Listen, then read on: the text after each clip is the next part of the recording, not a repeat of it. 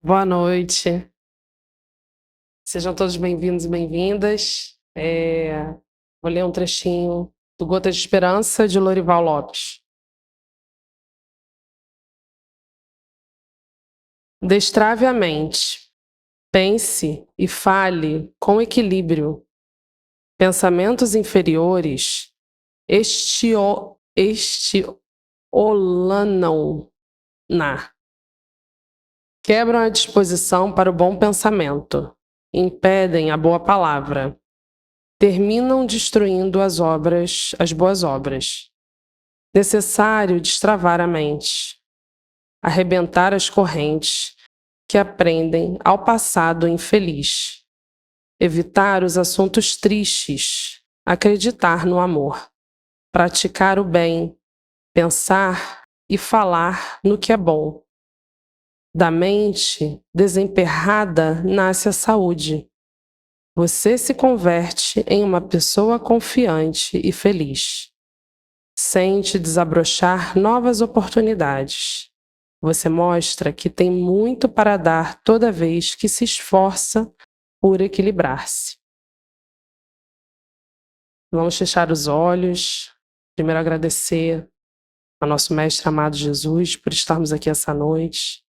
Agradecer a espiritualidade amiga, aos mentores dessa casa, por terem nos trazido até aqui. Que bom que chegamos.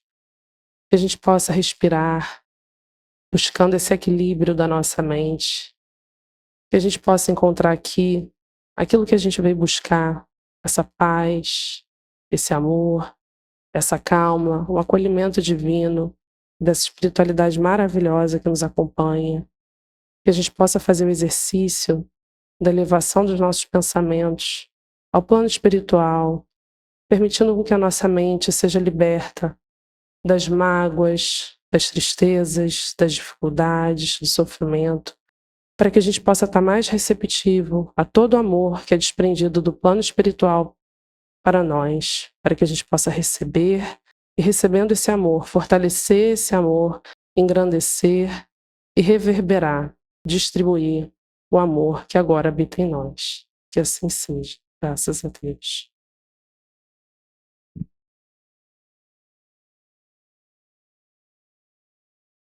Hoje temos Marcelo Santiago. Bem-vindo, Marcelo.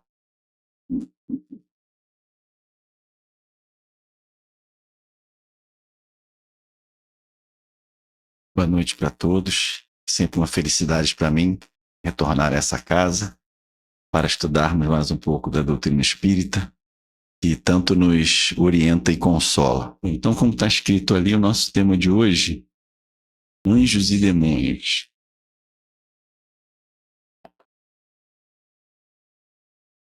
Encontra-se lá no Livro dos Espíritos, finalzinho do primeiro capítulo da segunda parte, que trata dos espíritos. Vai falar da escala espírita, progressão, e termina com esse tema anjos e demônios. Vamos ver o que os espíritos Kardec prepararam para nós sobre isso. Então ele pergunta: os seres a que chamamos anjos, arcanjos, serafins, formam uma categoria especial de natureza diferente da dos outros espíritos? E a resposta que os espíritos deram é: não. São os espíritos puros, os que se acham no mais alto grau da escala e reúnem todas as perfeições. E aí Kardec então adita o seguinte comentário: a palavra anjo desperta geralmente a ideia de perfeição moral. Entretanto, ela se aplica muitas vezes à designação de todos os seres bons e maus que estão fora da humanidade. Disse o anjo bom e o anjo mau, o anjo de luz e o anjo das trevas. Neste caso, o termo é sinônimo de espírito ou de gênio. Tomamo-lo aqui na sua melhor acepção. Então, eu estou aqui acompanhando o desenvolvimento desse tema no Livro dos Espíritos. São as questões 128 a 131. seguida esta última de uma nota um pouco extensa do Kardec. Mas eu já gostaria de deixar aqui uma indicação no livro O Céu e o Inferno. O livro é o quarto livro, né, do Pentateuco.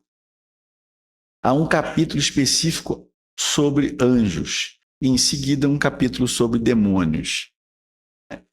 Então, nesse capítulo, e os dois têm uma estrutura interessante dos anjos. Os anjos segundo a igreja, porque a codificação ela se deu, né, a partir ali, o centro foi a França. Os espíritos se comunicaram em vários lugares, mas Kardec trabalhou ali na França, né? E a nossa origem ali, né, a nossa herança cultural vem do cristianismo, que naquele momento era o catolicismo e um pouco depois as igrejas reformadas. Então, é muito comum nós vermos Kardec na sua obra dialogando com essa tradição. A formação cultural nossa, né, científica e filosófica, o berço é a Grécia, mas tem a religiosa, que é o cristianismo. Então, no Espiritismo, nós utilizamos muitos termos que, na tradição cristã, significavam uma outra coisa. Por exemplo, o título desse livro, O Céu e o Inferno. Ora, a concepção que nós temos de céu e inferno é completamente diferente da concepção católica.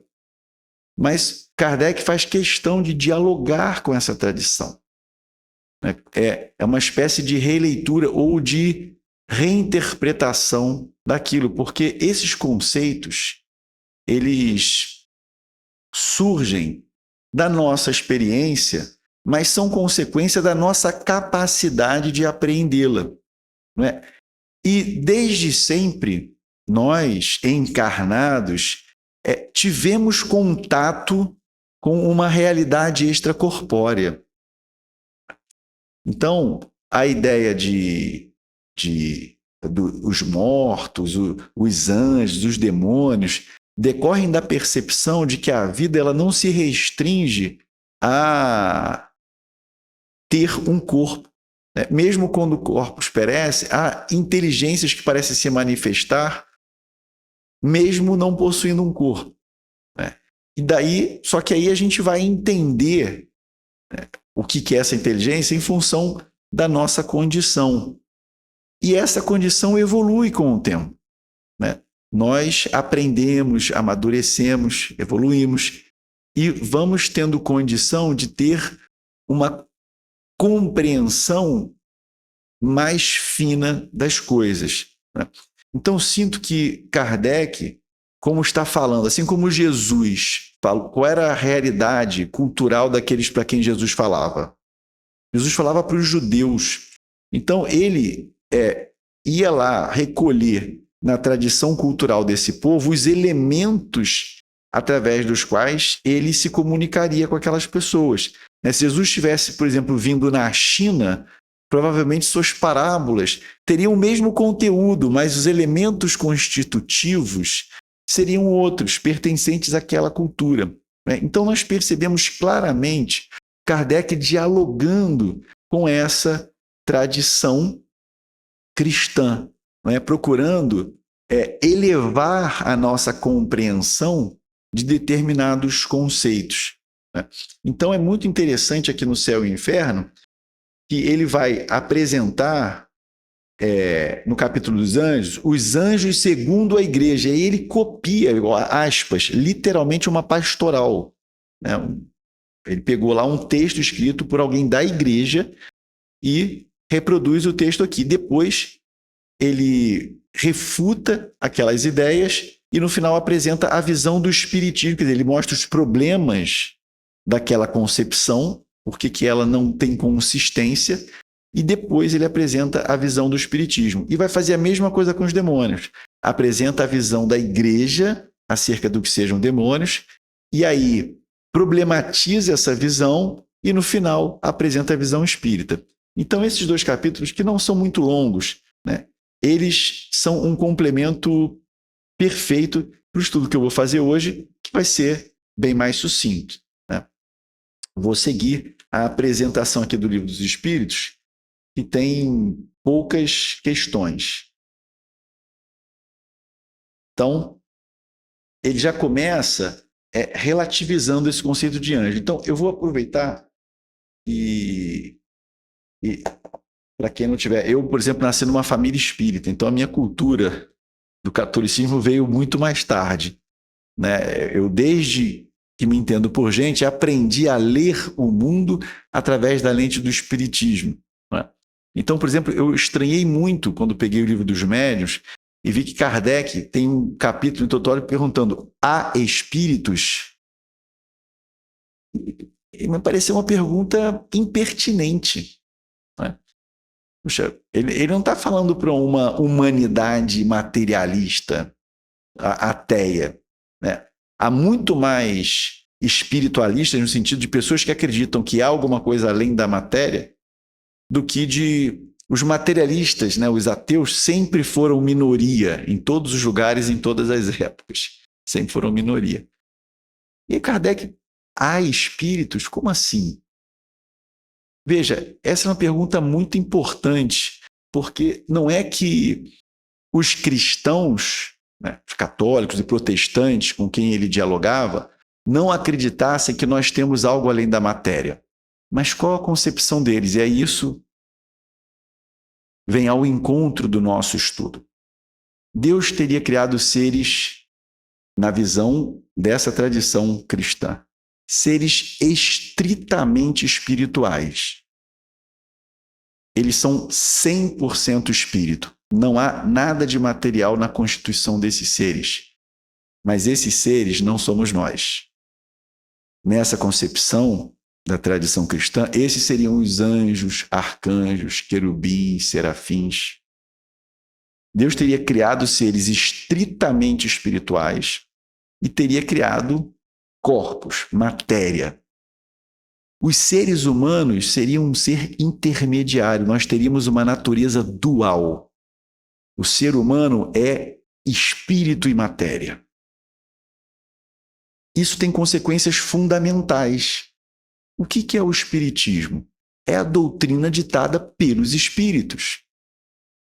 Então, é essencial que haja espíritos e que eles possam se comunicar.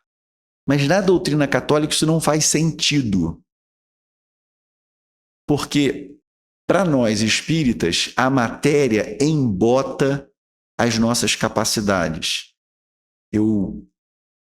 Meus sentidos todos ficam reduzidos, minha capacidade de raciocínio livre da matéria, o espírito tem todas as suas potencialidades ampliadas. Então faz todo sentido que seres desencarnados se comuniquem, deem comunicações inteligentes.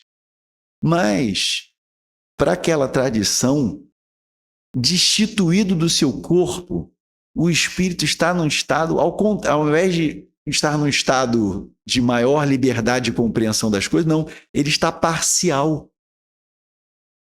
Então, esse espírito ele estaria aguardando o julgamento final para retomar o seu corpo, caso viva no paraíso, e a ressurreição, e aí sim ele estará completo novamente. Porque esse ser não é só espírito. A natureza dele é dual, espírito e matéria.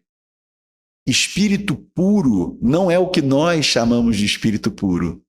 Para eles, espírito ser estritamente espiritual é anjo, arcanjo, querubim, serafim. Coisa que nós nunca nos tornaremos. É outra categoria de ser. Entende? Essa é a visão. Então, a pergunta do Kardec faz todo sentido. Porque um católico diria assim: poxa, mas esse seu livro aqui, você fez pergunta para espíritos e responderam? Como? O espírito sem o corpo, ele está quase como que não chega a ser um coma, mas ele não tem condição de dizer essas coisas. Ele está incompleto. Ele está numa espécie de sono, ele está esperando, não pode se comunicar. Então, os católicos até acreditam em comunicação, mas quem dá comunicação não é o meu avô, não é o seu pai, não é o seu vizinho que desencarna. Não, quem dá comunicação é anjo ou o Espírito Santo. Não é a alma de alguém que viveu, de um homem, de uma mulher. Não é. Que não tem condição de fazê-lo. Ele está incompleto, sem parte da sua natureza que é corpórea. Ele está esperando o momento de ressurgir no seu corpo e tornar-se pleno novamente. Então, esse é o contexto. Então, dentro desse contexto, tem lá o anjo, um ser criado à parte, perfeito, sem ter feito nada por merecê-lo. Já foi criado assim, sabendo tudo, totalmente virtuoso, enquanto que nós somos dotados de matéria. Bom, isso difere. Então, só depois que eu entendi, eu tive que aprender alguma coisa de catolicismo para entender qual é a pergunta que o Kardec estava fazendo a espíritos. Não é ele não estava perguntando se existe alguma coisa além da matéria. Isso o pessoal já sabia. O que ele estava querendo saber é se isso que existe além da matéria existe numa condição de poder se comunicar. Ele estava tentando validar a doutrina. Mas dentro da concepção católica, o Livro dos Espíritos não poderia ter sido ditado por espíritos. Então, eu tenho um grande amigo, gosto muito dele, que é profundamente católico, como ele diz, Marcelo, eu acredito na mediunidade. Mas quem se comunica lá para os seus médiuns são anjos decaídos. Veja, não são nem pessoas desencarnadas, porque elas não têm condição de fazê-lo. Se está desencarnado, está lá aguardando o juízo final para ressurgir pleno. Não é. Então, ou é anjo ou é demônio, que é anjo decaído. É o jeito, né? Anjo decaído é o jeito assim dele mais suave de falar demônio. Então, os anjos se comunicam lá na igreja, né? E para nós, são os demônios que se comunicam. Bom, mas não fiquei ofendido não, porque ele gosta muito de mim também, e é a crença dele. Eu também tenho críticas às coisas que ele acredita, e a gente consegue se entender muito bem assim, respeitando a visão do outro. Mas até conversar com ele me ajudou a entender certas coisas da própria doutrina espírita, porque o Kardec tinha muito conhecimento dessa tradição cristã, né? Eu já nasci recebendo só o espiritismo. Então, certas perguntas, certas questões que o Kardec faz exigem esse entendimento da tradição com a qual ele está dialogando, né? Bom, então, continuando, questão 129, Kardec pergunta o seguinte: os anjos hão percorrido todos os graus da escala? Porque, lembrem, esse tópico anjos e demônios está no fechamento desse capítulo 1 da segunda parte, que trata dos espíritos. E antes dele veio a progressão dos espíritos, escala espírita, né? Terceira ordem, segunda ordem, primeira ordem.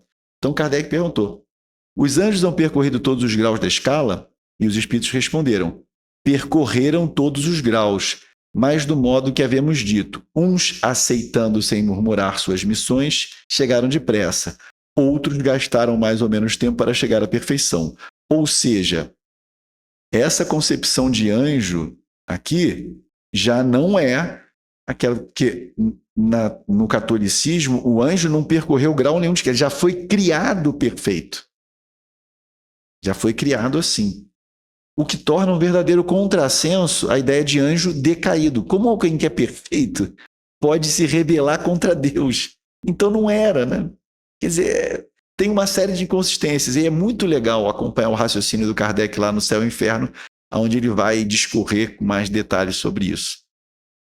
Mas então Kardec ainda pergunta: sendo errônea a opinião dos que admitem a existência de seres criados perfeitos e superiores a todas as outras criaturas, como se explica que essa crença esteja na tradição de quase todos os povos?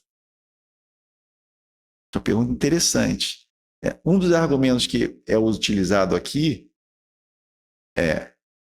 com relação à existência de Deus é isso. Os espíritos dizem: poxa, nunca houve um povo de ateus.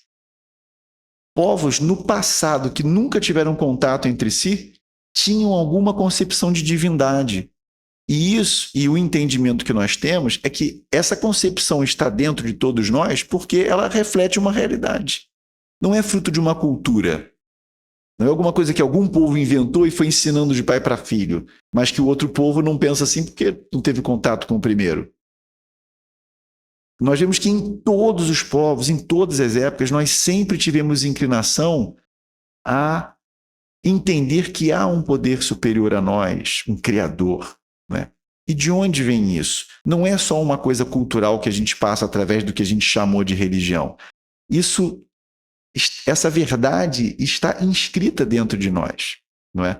Agora, nós a compreendemos de acordo com nossa evolução, não é? Então, a concepção que a gente faz de Deus, Deus sempre foi igual e sempre será, ele é imutável. Mas a nossa concepção dele vai evoluindo com o tempo, assim como vai evoluindo com relação a todas as coisas, o nosso entendimento do universo, nosso entendimento do corpo humano, o nosso entendimento de como nos relacionarmos uns com os outros, né? Da diplomacia, da política, de tudo. Tudo vai evoluindo conosco. Então, os espíritos respondem essa pergunta muito interessante do Kardec. Puxa, se isso é uma crença errônea, por que a gente encontra isso em praticamente todos os povos, em todas as épocas? E aí, olha que resposta interessante, como que a gente fica assim embevecido com a inteligência de Deus, né? Como tudo faz sentido e com a coerência da doutrina espírita, né? Olha a resposta que o Espírito dá. Fica sabendo que o mundo onde te achas não existe de toda a eternidade e que muito tempo antes que ele existisse, já havia espíritos que tinham atingido o grau supremo. Acreditaram os homens que eles eram assim desde todos os tempos. Eu não sei se vocês têm ideia, assim, da modernidade. Esse livro foi escrito em 1857. A percepção de que o sistema solar é parte de uma galáxia num universo em que há outras galáxias é do século XX. Então, durante muito tempo, para nós, o universo era pouca coisa além de sistema solar. As estrelas, na nossa concepção, estavam muito mais próximas. Era Sol, Terra e planetas e umas estrelinhas em volta. Quer dizer, hoje a gente entende que o sistema solar, o Sol é uma estrelinha dentre bilhões de estrelas que formam a Via Láctea. Mas a Via Láctea é uma galáxia entre muitas outras galáxias. E formam um aglomerado, e aí tal. Então, ele diz, fica sabendo que o mundo onde te achas não existe de toda a eternidade. E que, muito tempo antes que ele existisse, já havia espíritos que tinham atingido o grau supremo. Então, veja, nós sabemos lá do livro A Caminho da Luz que Jesus trabalhou na formação da Terra desde que ela era uma massa que se desprendeu do Sol. O que nós éramos nessa época? 4 bilhões e meio de anos atrás. Provável que nem estivéssemos na condição hominal. E Jesus já era perfeito. Como seres que estão despertando para a razão, estão começando a tentar digerir o que é a sua realidade, compreender a realidade, procurando uma ordem nessa realidade, procurando compreender os seus elementos, como é que esses seres vão ter uma compreensão acertada com relação à natureza espiritual e ao processo evolutivo?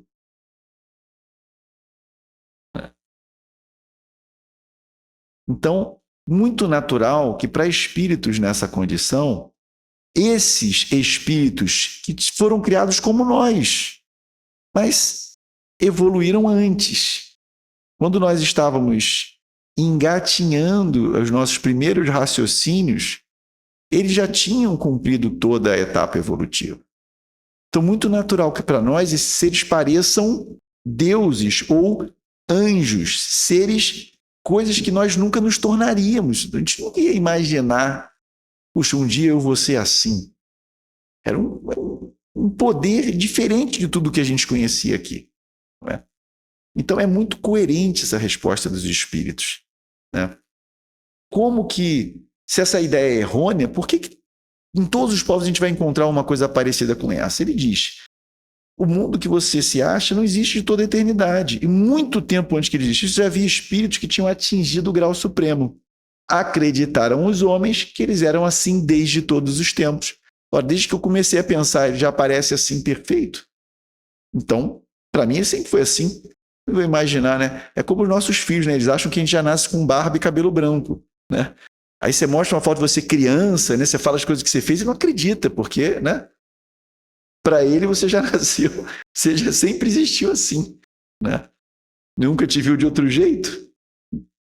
Não sabe que você já fez todas as coisas que ele fez, já passou pelas mesmas coisas, já teve as mesmas ideias. Meu filho, você não sabe o que é estar aqui, mas eu sei perfeitamente o que é estar aí. Bom, então Kardec faz ainda uma última pergunta. Há demônios no sentido que se dá a esta palavra? E aí que sentido, né? Então, mas que é o sentido que a tradição cristã deu, porque lá na origem era diferente. Mas o Espírito responde. Então, o que seriam os demônios nessa tradição cristã, né?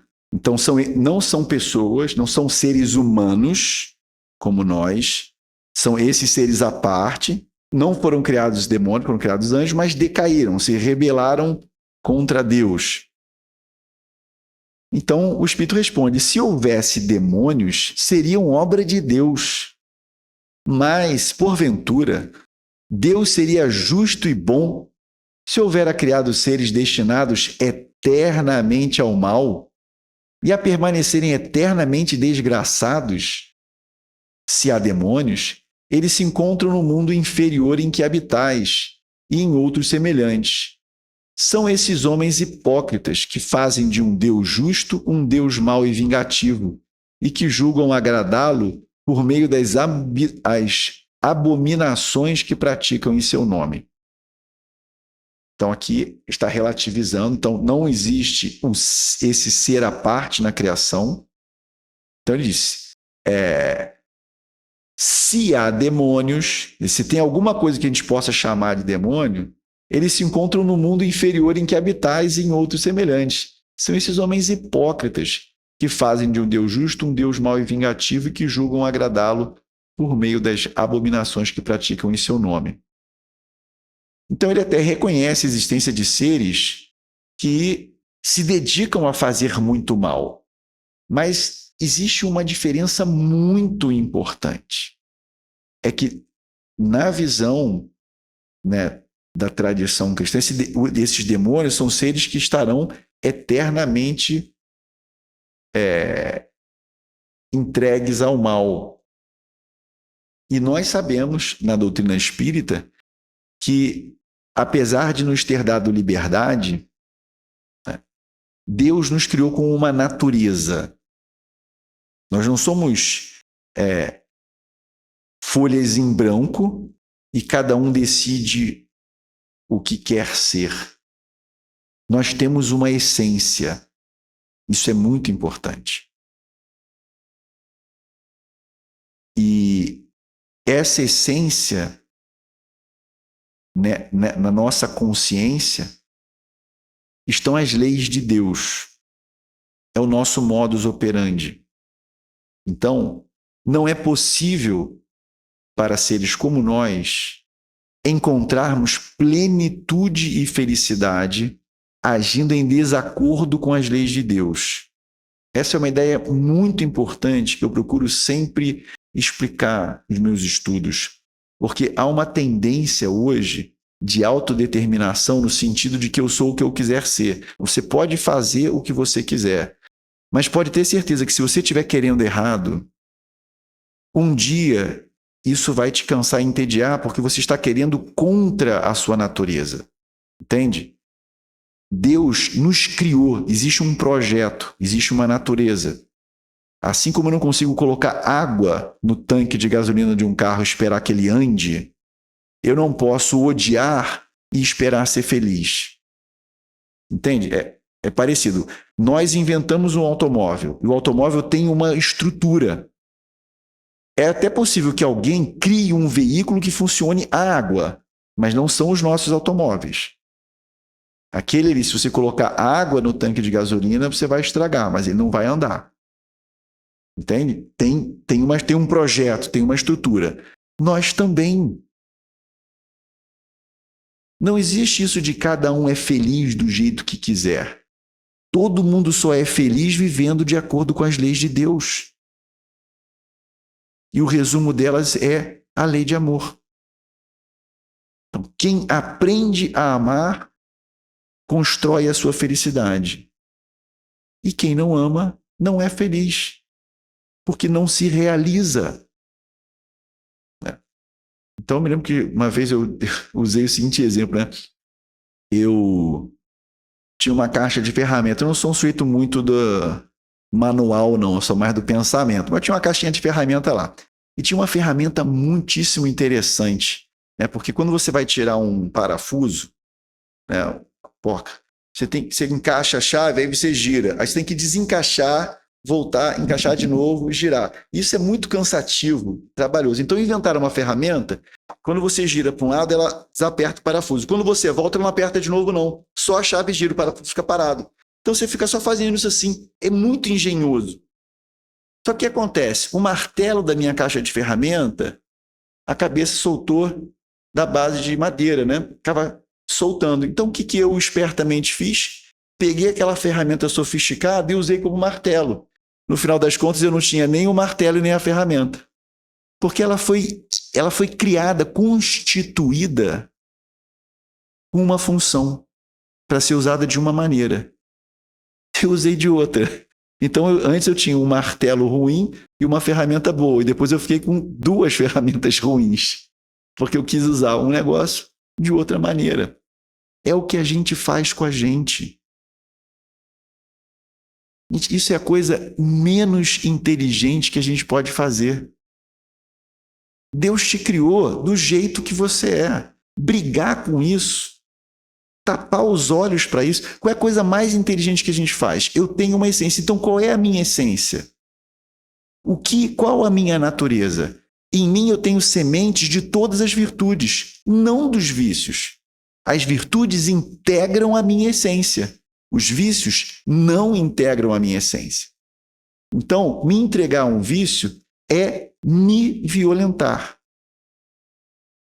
Desenvolver as virtudes é agir em harmonia com a minha natureza. Então, o que a gente precisa fazer é estudar as leis de Deus que integram a minha natureza. Que nem a gente quer viver saudável, a gente aprendeu como é que o corpo funciona, que alimentos são importantes, como devo combiná-los, que movimentos são importantes, fazer exercício é importante. A gente aprendeu, a gente quis conhecer o corpo humano para aprender a se comportar de maneira a respeitar o modo como o corpo funciona, para que ele funcione bem. Qual é o nome que a gente dá para a felicidade do corpo? Saúde, bem-estar, disposição. O que é a saúde da alma? É a felicidade. É a alma que se conhece e vive em harmonia com a sua natureza. Então, não há anjos, não há demônios como seres criados à parte. Nós somos os seres inteligentes da criação. Toda a inteligência que existe no universo, se não é Deus, é espírito. Nós somos espírito. Não existem seres só 100% espiritual e seres meio espírito, meio matéria. A matéria não faz parte da nossa essência, mas ela é um instrumento essencial no nosso processo de evolução. A matéria é um instrumento pedagógico de Deus. Então, estarmos ligados a um corpo material nos proporciona experiências que estimulam o nosso crescimento. A matéria impõe necessidades, oferece adversidades que nos obrigam a desenvolver a nossa inteligência, que nos obrigam a nos unirmos para enfrentarmos juntos esses problemas. E nesse processo, a gente cresce, a gente se desenvolve. A gente desenvolve o amor, que é o único caminho para a nossa felicidade. Bom, após essas questões, foram apenas essas, né? 4 perguntas, o Kardec faz uma nota aqui, né? Meio que dando um fechamentozinho para esse tema. Ele diz assim: a palavra demônio não implica a ideia de espírito mau, senão na sua acepção moderna, porquanto o termo grego, daimon, de onde ela derivou, significa gênio, inteligência, e se aplicava aos seres incorpóreos, bons ou maus indistintamente. Então parece que Sócrates usava esse termo, né? Os meus demônios. Ele, de alguma forma, recebia alguma espécie de intuição e atribuía isso a um demônio. Mas ele não usava essa palavra no sentido de um ser que estava o inclinando para o mal. Era um ser incorpóreo, alguém que não estava encarnado. Por demônios, segundo a acepção vulgar da palavra, se entendem seres essencialmente malfazejos. Como todas as coisas, eles teriam sido criados por Deus. Ora, Deus, que é soberanamente justo e bom, não pode ter criado seres prepostos, por sua natureza, ao mal e condenados por toda a eternidade. Se não fossem obra de Deus, existiriam como ele, desde toda a eternidade, ou então haveria muitas potências soberanas. A primeira condição de toda doutrina é ser lógica. Ora, há 2 demônios, no sentido absoluto, falta esta base essencial. Concebe-se que povos atrasados, os quais, por desconhecerem os atributos de Deus, admitem em suas crenças divindades maléficas, também admitam demônios. Mas é ilógico e contraditório que quem faz da bondade um dos atributos essenciais de Deus supõe haver ele criado seres destinados ao mal e a praticá-lo perpetuamente, porque isso equivale a lhe negar a bondade. Os partidários dos demônios se apoiam nas palavras do Cristo. Não seremos nós quem conteste a autoridade de seus ensinos, que desejáramos ver mais no coração do que na boca dos homens. O pessoal gosta muito de discutir o que Jesus falou, se é isso. Muitas denominações religiosas discutindo, às vezes, questiúnculas, né, detalhes.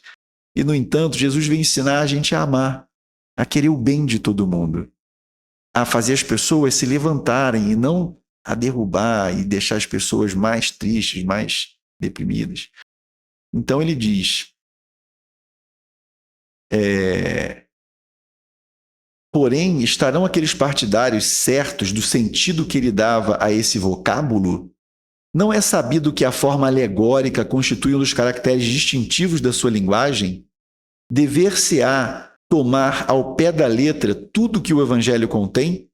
Não precisamos de outra prova, além da que nos fornece essa passagem. Então, o que o Kardec está dizendo aqui é que Jesus usava uma linguagem alegórica e simbólica, que não dá para a gente interpretar tudo ao pé da letra. Então, uma passagem do Evangelho de Mateus diz o seguinte: logo após esses dias de aflição, o sol escurecerá e a lua não mais dará sua luz. As estrelas cairão do céu e as potências do céu se abalarão. Em verdade vos digo que esta geração não passará sem que todas essas coisas se tenham cumprido. Nada disso aconteceu e nem vai acontecer assim. Não temos visto a ciência contraditar a forma do texto bíblico no tocante à criação e ao movimento da Terra? Não se dará o mesmo com algumas figuras de que se serviu Cristo, que tinha de falar de acordo com os tempos e os lugares.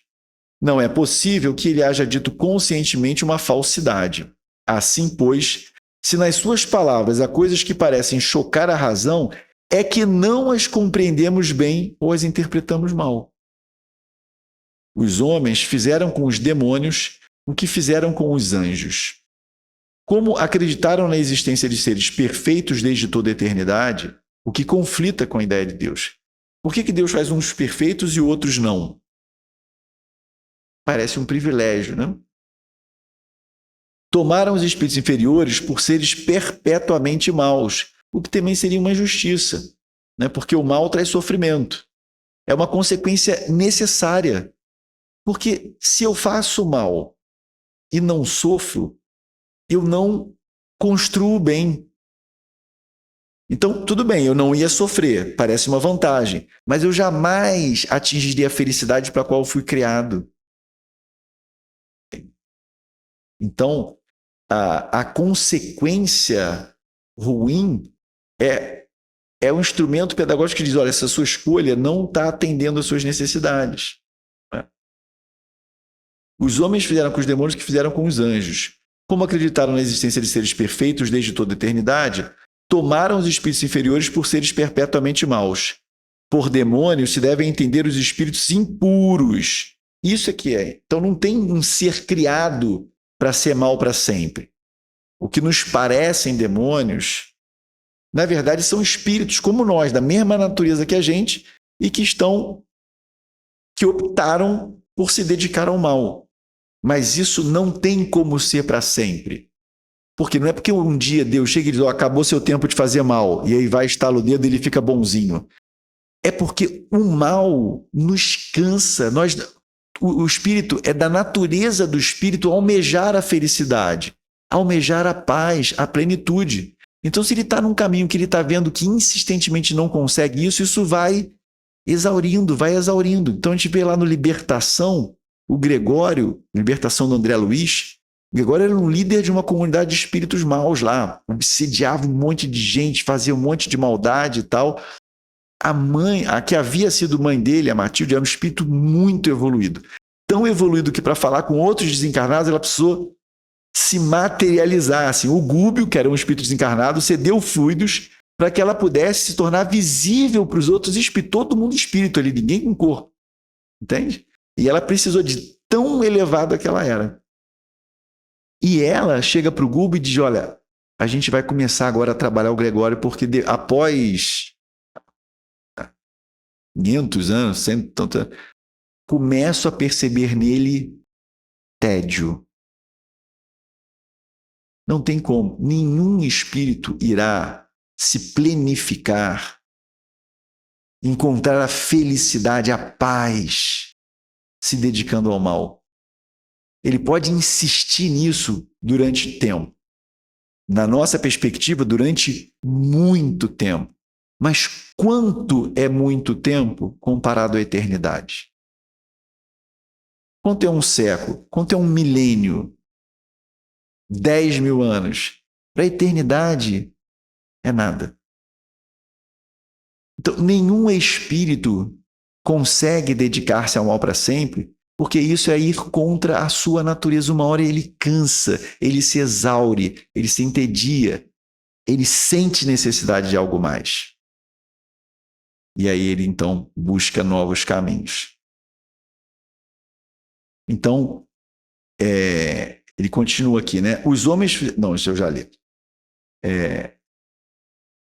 Então, por demônios se deve entender os espíritos impuros, que muitas vezes não valem mais do que as entidades designadas por esse nome, mas com a diferença de ser transitório o estado deles. Então, um espírito muito imperfeito, ele pode parecer um verdadeiro demônio. Mas a diferença essencial é que um dia ele deixará de sê-lo. E ele vai ser o que a gente chama de anjo hoje, que ele vai chegar à perfeição. Todos nós vamos, todos. E se isso não fosse verdade, Deus, que é onisciente, não poderia ser a infinita bondade. Porque se Deus, que já sabe de antemão o destino de todo mundo, criasse um espírito que ele soubesse que para sempre vai ser mal, esse espírito para sempre sofreria. Então, por que Deus o criou? Não é? Uma coisa assim, não, eu sei que ele vai fazer escolhas ruins durante muito tempo, vai sofrer muito, mas no final ele vai conquistar a felicidade. E aí isso vai ser para sempre. Agora, Deus já sabe de tudo antes, sabe? Não, esse aqui vai errar e vai continuar errando para sempre, vai sofrer a eternidade. Poxa, então se ele é bom, não cria, né? Fazer um ser só para ele sofrer para sempre? Que bondade que tem nisso? Faz nenhum sentido. Então, são espíritos imperfeitos que se rebelam contra as provas que eles tocam e que, por isso, as sofrem mais longamente. Porém, que a seu turno chegarão a sair daquele estado quando o quiserem. É a vontade. Poder-se-ia, pois, aceitar o termo demônio com esta restrição.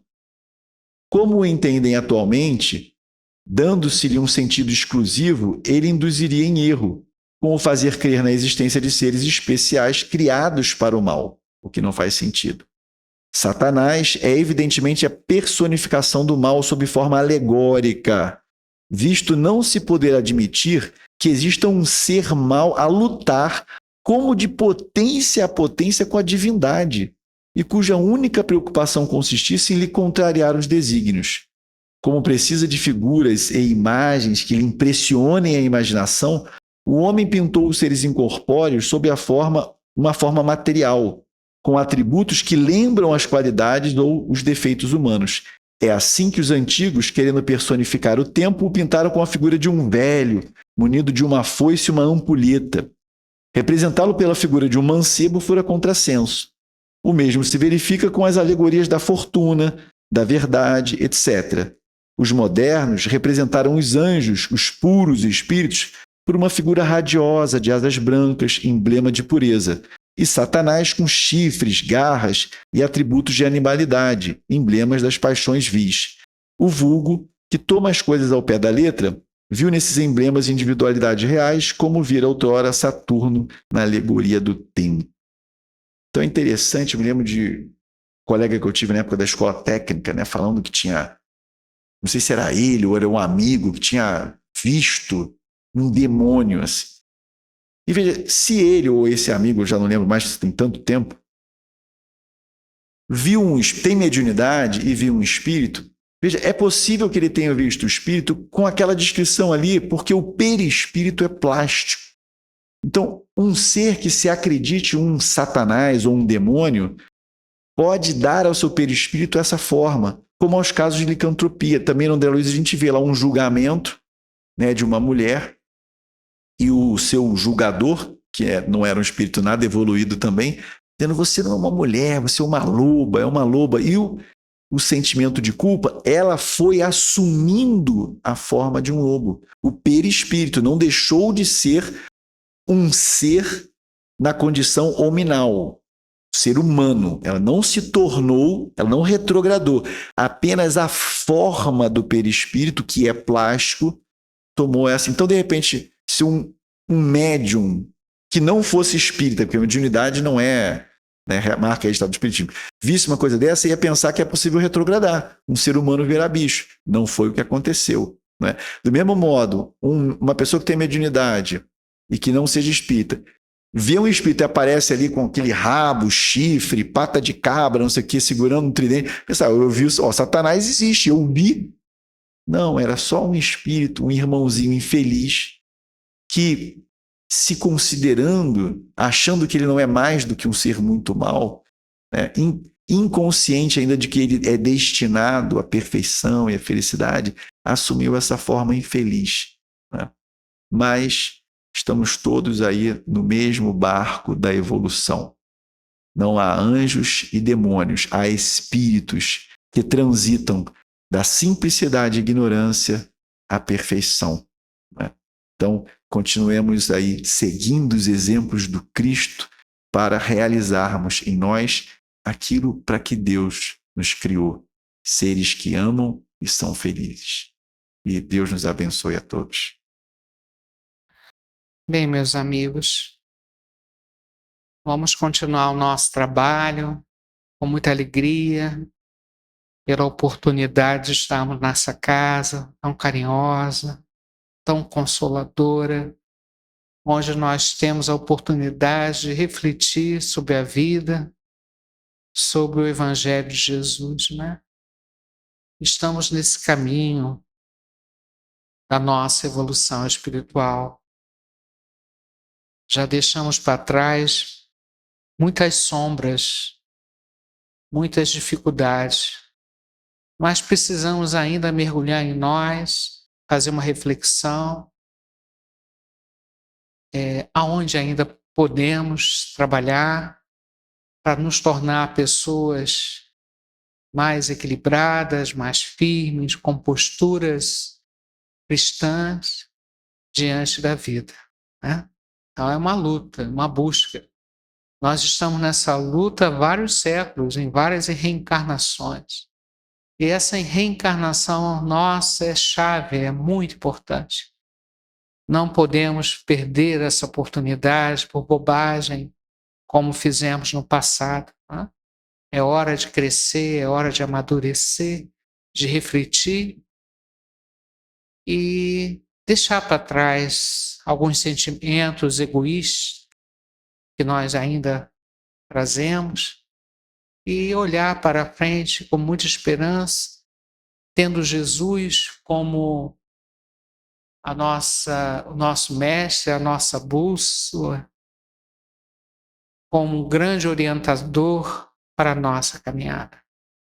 E hoje aqui estamos, sabedores que a vida continua, sabedores da lei da ação e reação, do livre-arbítrio, das escolhas que fazemos, e que um dia retornaremos ao plano espiritual. Estamos aqui de passagem para um curso, estamos plantando e vamos colher, né?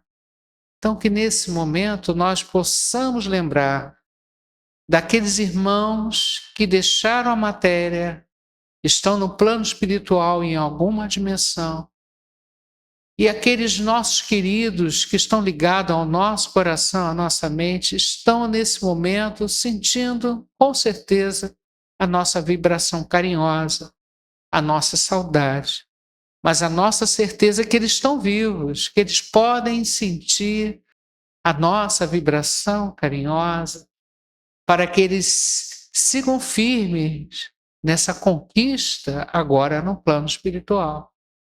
Então é a hora da prece para os desencarnados, para aqueles que deixaram a matéria, para todos os nomes que nós colocamos na caixinha de prece, para todos os nomes que estão no nosso coração, na nossa mente, para tantos espíritos encarnados que vieram hoje aqui em maior número estudar conosco.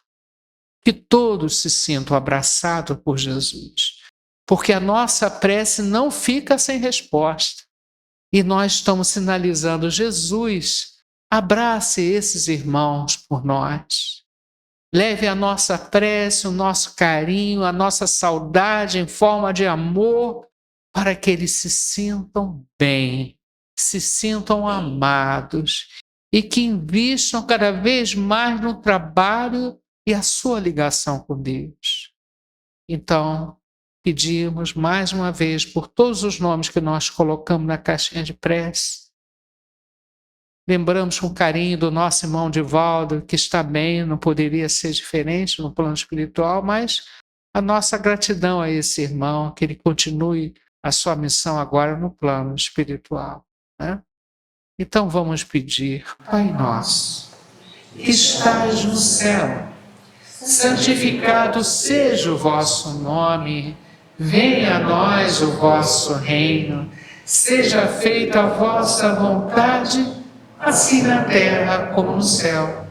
O pão nosso de cada dia nos dai hoje, perdoai as nossas ofensas, assim como nós perdoamos os nossos ofensores, mas não deixeis cair em tentação, livrai-nos de todo mal, que assim seja, graças a Deus.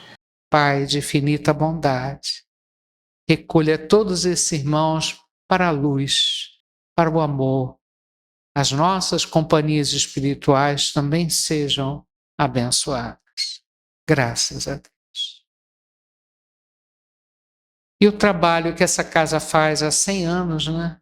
É um trabalho que repercute no plano espiritual. São energias que são emanadas dessa casa, recolhidas pelos amigos espirituais e são trabalhadas nesse laboratório do invisível para ajudar a tantas pessoas. Então, essa casa aqui, o Centro Espírita Deus, Luz e Verdade, é um ponto de luz nesse bairro. E esse ponto de luz, quando todos nós aqui estamos juntos e vibrando e pensando, esse ponto de luz, ele aumenta a sua capacidade atômica para iluminar, para levar carinho, para levar energia a tantas pessoas que a gente nem imagina. Então, nesse momento, nós vamos fazer as irradiações para as pessoas que estão assistindo em casa, né, pelo Facebook, pelo Instagram, estão assistindo. E sintam nesse momento, independente da hora, essa energia bonita saindo daqui e chegando aos seus corações e abençoando as suas casas.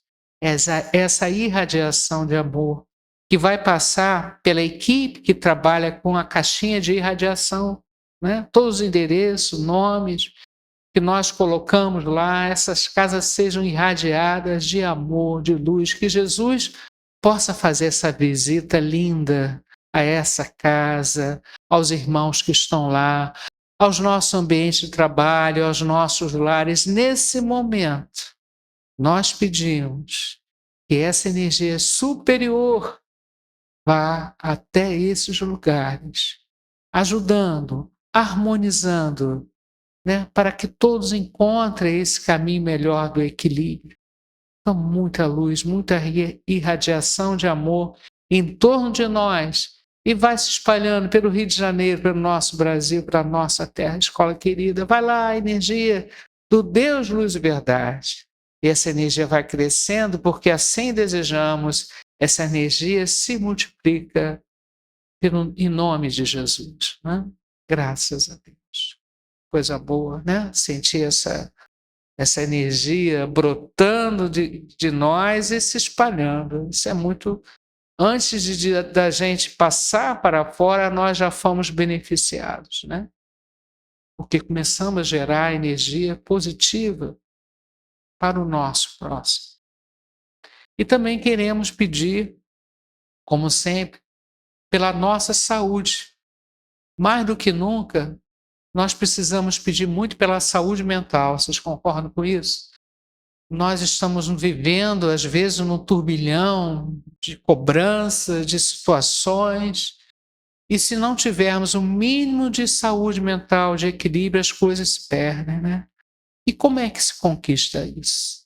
É uma batalha no dia a dia, e a oração é um excelente remédio, né? Uma excelente ponte que nos liga a Jesus. Então, através da oração, nós temos que aprender a pedir apoio aos amigos espirituais superiores, apoio ao nosso anjo da guarda, a Jesus, a Maria. A gente tem que pedir, sim, porque quando nós dirigimos o nosso pensamento às energias superiores, elas nos respondem automaticamente.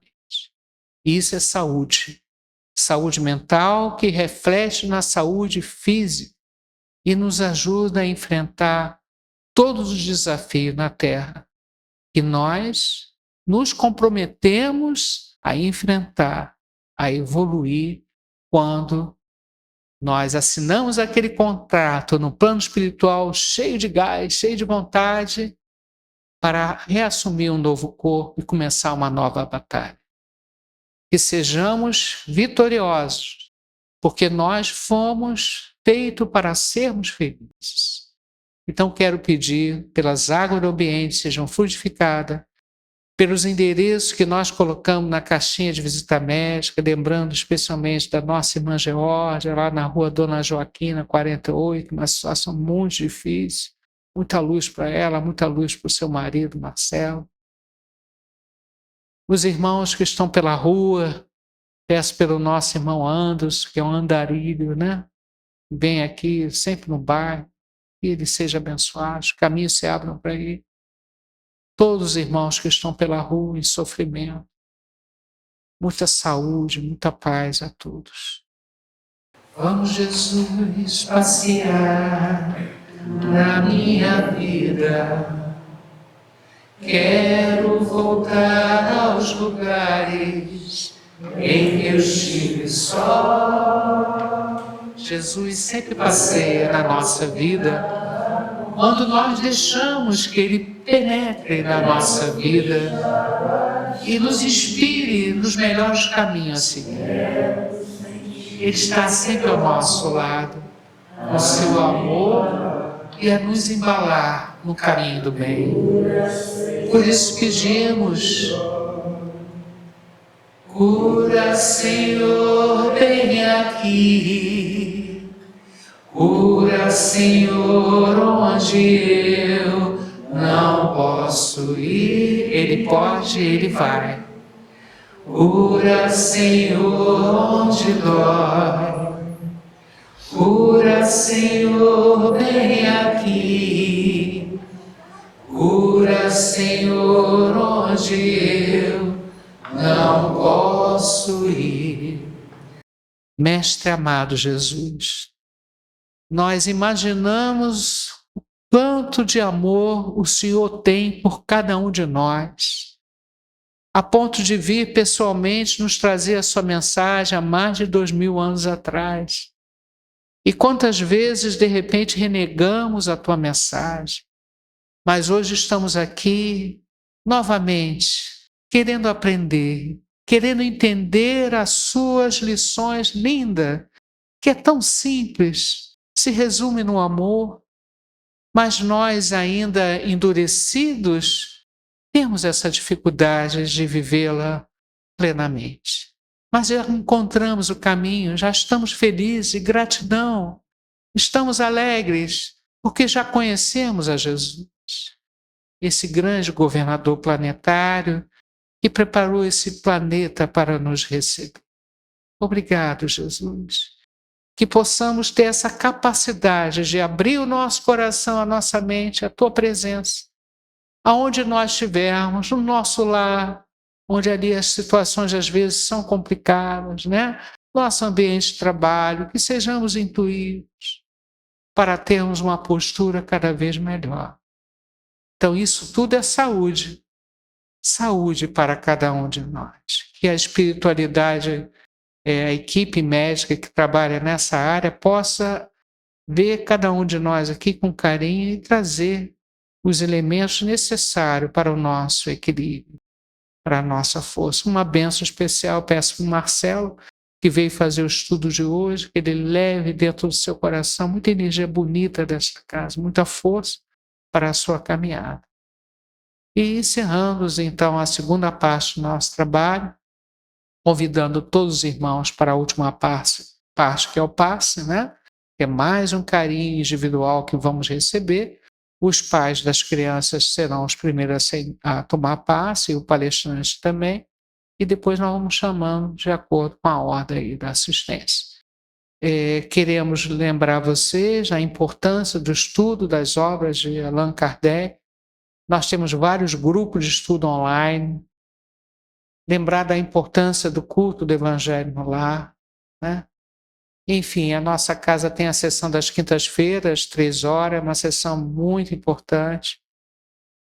Também igual a sessão de segunda-feira, e lembramos da nossa operação espiritual. Quem quiser se operar espiritualmente na nossa casa, é só fazer inscrição na secretaria. Podemos fazer a operação presencialmente ou à distância.